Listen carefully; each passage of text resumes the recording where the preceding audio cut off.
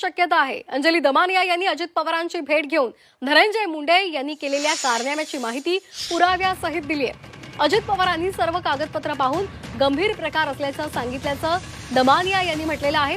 अजित पवारांची त्यांनी भेट घेतली आणि त्यानंतर दमानिया यांनी ही माहिती दिली आहे। अजित पवार आणि मुख्यमंत्र्यांची आज भेट होणार आहे।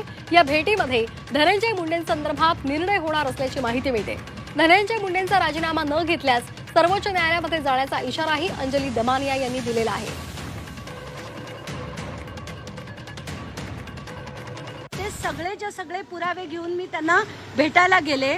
आज त्यांना मी दाखवले की कसं धनंजय मुंडे, राजश्री मुंडे आणि वाल्मिक कराड यांचे एकत्र बिझनेसेस कसे आहेत, त्यांच्या कंपन्यांमध्ये आर्थिक नफा कसा मिळतोय आणि कसं ऑफिस ऑफ प्रॉफिटमध्ये हे सगळं बसतंय आणि म्हणून तुम्ही कुठल्याही परिस्थितीत त्यांचा राजीनामा घेतला पाहिजे।